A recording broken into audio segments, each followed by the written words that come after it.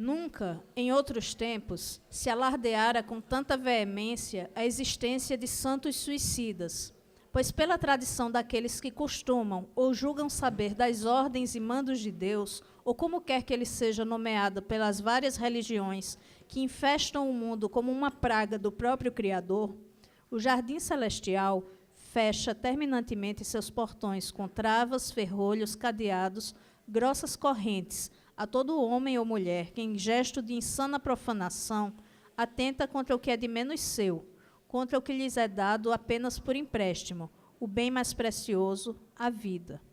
Nenhuma misericórdia, gritam os pregoeiros da palavra e vontade divinas.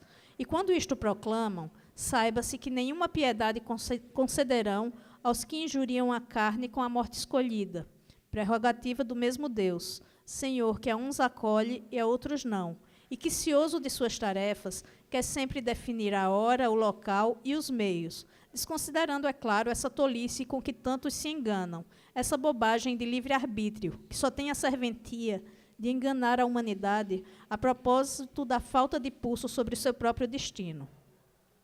Pensam os arautos do Senhor que, no mundo em que reinasse o livre-arbítrio de fato, Deus não teria qualquer utilidade. No mundo em que homens e mulheres pudessem, sem culpas ou danações, se apoderar de suas vidas e mortes, Deus seria condenado ao vazio, como um velho que esclerosa e vai sendo despido, graciosamente e aos poucos, do respeito grave com que era considerado quando em uso da razão.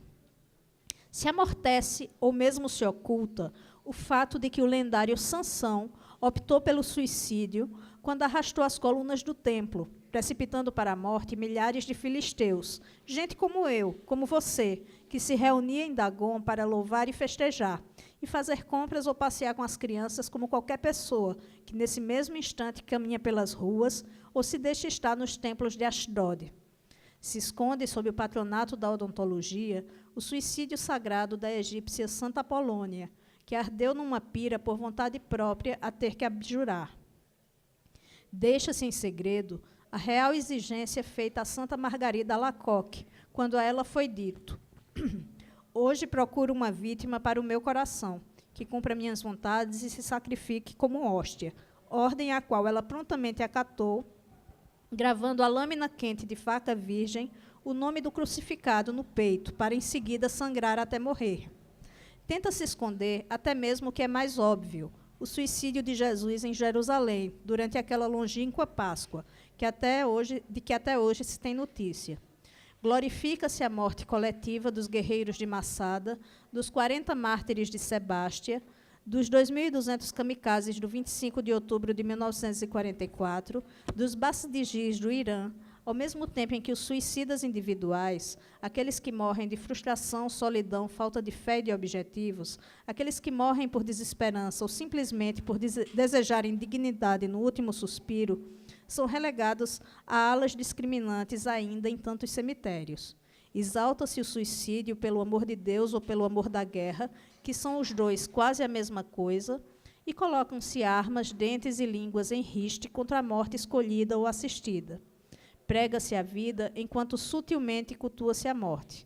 Mas esses são volteios que nem sempre interessam ao leitor, sempre ávido pelo fato, sempre curioso e apressado pelo entendimento do fim pelo termo da cena.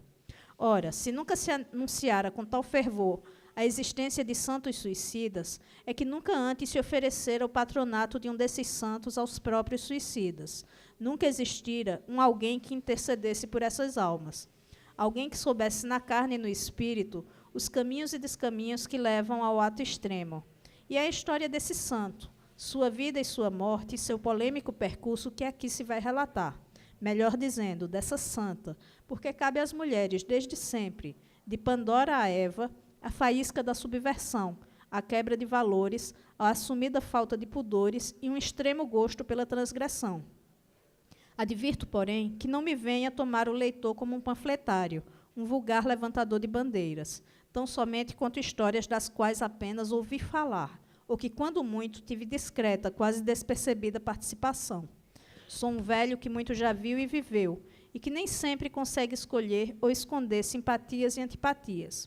Mas garanto que apenas dou conta do que todos dizem ou sabem, embora, às vezes, finjam que não disseram ou soubessem. E é esse o meu ofício de narrar. Poderia ser outro, mas é esse e dele me agrado. Obrigada.